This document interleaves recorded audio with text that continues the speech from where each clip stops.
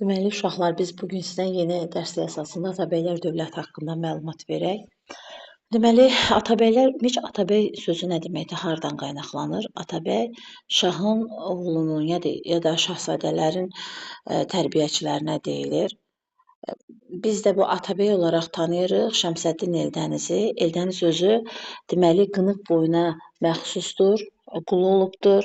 Hətta o vaxt elə bir məsələ var idi ki, 39 qul alana bir qul hədiyyə verilirdi. Həmin o hədiyyə verilən o çəlimsiz qul Eldənizdir. Bəs hardan haraya gəlir və Eldəniz dövlət yaradır? Onun haqqında bir məlumat bilmiş olaq. Öncə burada bir cümlə keçir, deyir Böyük Səlcuq imperiyası parçalandığı dövrdə. Gəlin bir xatırlatma eləyək görək, bu Böyük Səlcuq imperiyası nə vaxt oldu Azərbaycan ərazisində? Yox, Azərbaycandan əvvəl bir özünü xatırlayaq, hansı dövrlərdə Səlcuq imperiyasını görürük? Bura bir yerdən qeyd eləyək. Məsəl üçün, yadınızdadırmı? 1038-ci ildə, düzdür? 1038-ci ildə bağışlayın, bir dənə götürək bunu. Deməli, 1038-ci ildə Toğrul tərəfindən yaradılır. Neçəyə qədər? 1157-ci ilə qədər yaradılır. 1157-ci ildə.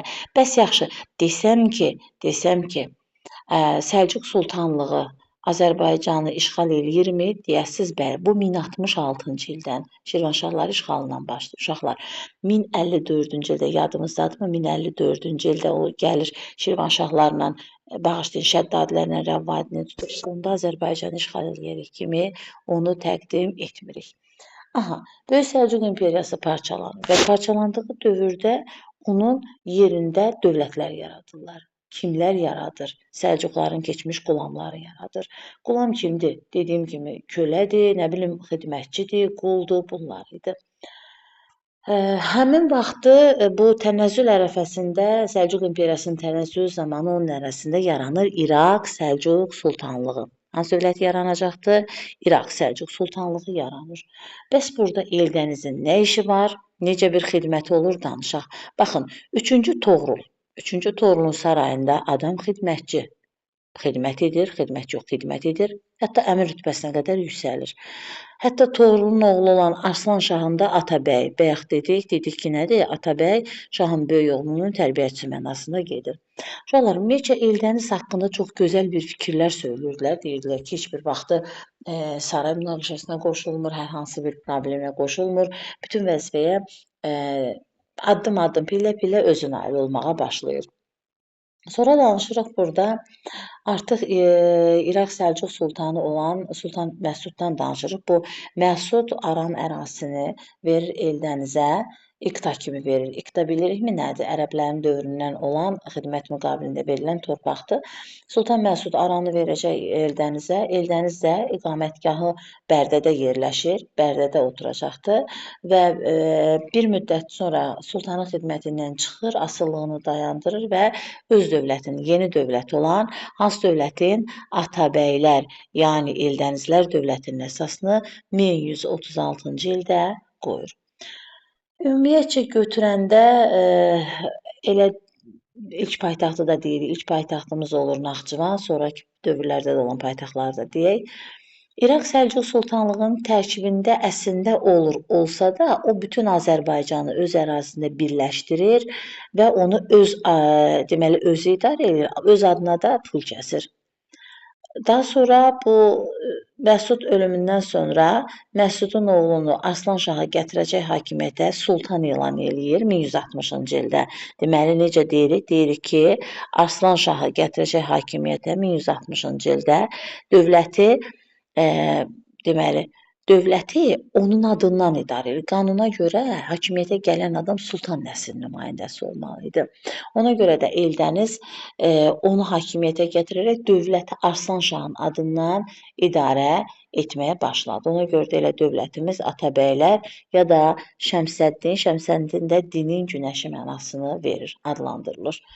Atabəyin özünün hakimiyyətini deyək, 1136-1175-ci illərdə hakimiyyətdə olur. Necə hökmdar idi? Yaxşı hökmdar idi.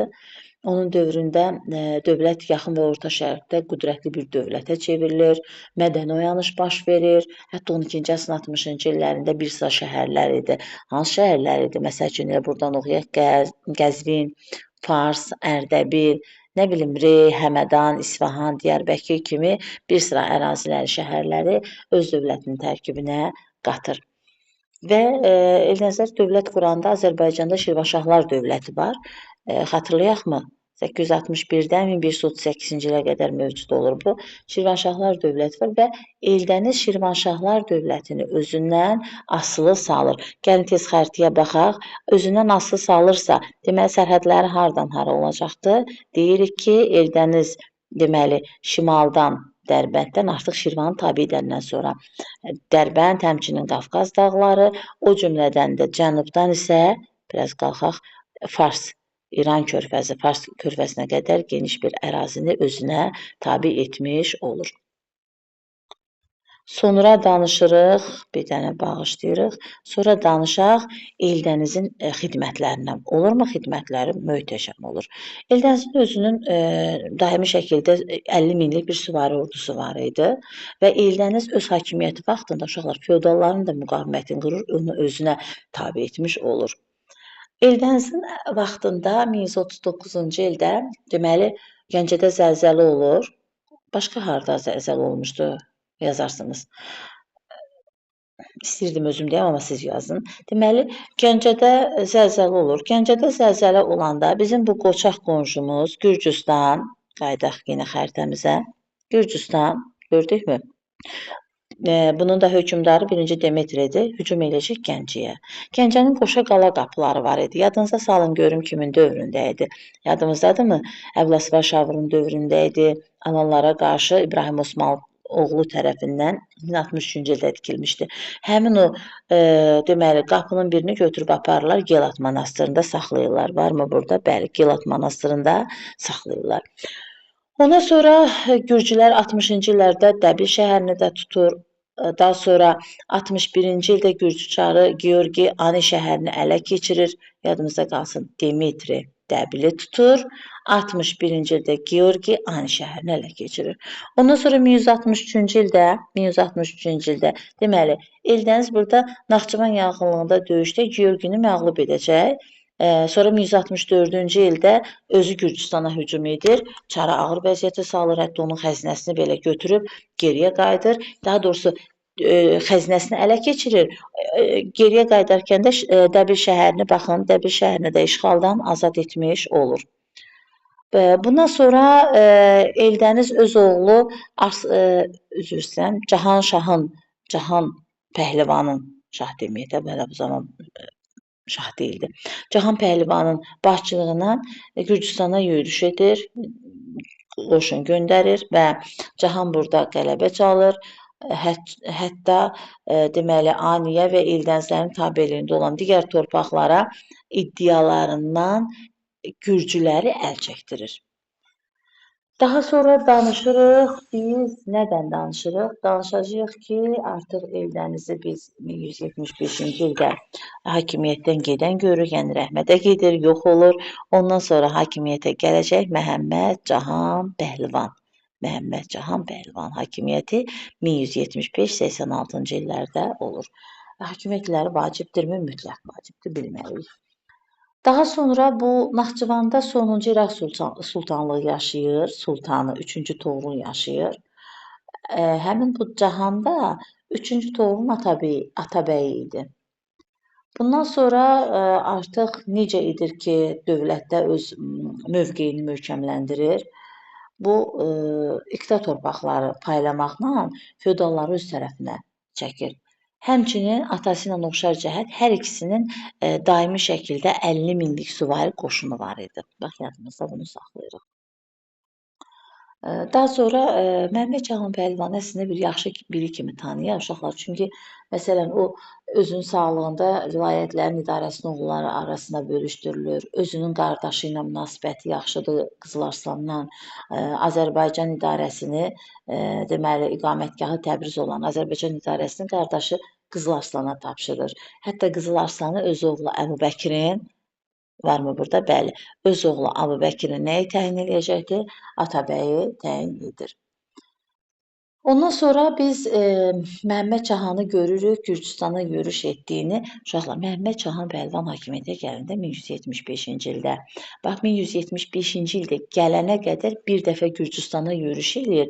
O anini və bir də dediyi Eldənizlərə olan iddiasından əl çəkir. Bax, bunu çaşmırıq.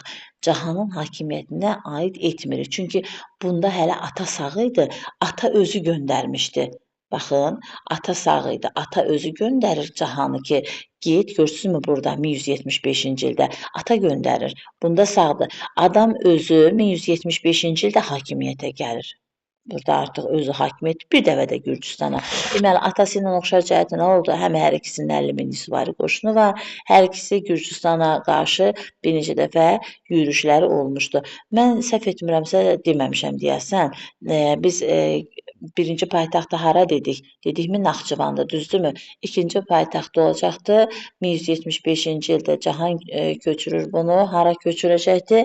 Həmədana köçürür. Daha sonra Təbrizi Ağsungüllərin əlindən alır. Biraz əvvəl deməli olduğum sözlərdir. Bunu indi dedim. Daha sonra biz necə deyirik? Deyirik ki, Eldənizin dövründə, Eldənizin yox, Cahanın dövründə Eldənizlərin tək nominal hakimiyyətini artıq qonşu dövlətlərə də çatdırmış olur, qəbul etdirmiş olur. Bundan sonra nədən danışırıq? Qızıl Arslandan danışaq. Qızıl Arslanda 1186-1192-ci ildə görürük.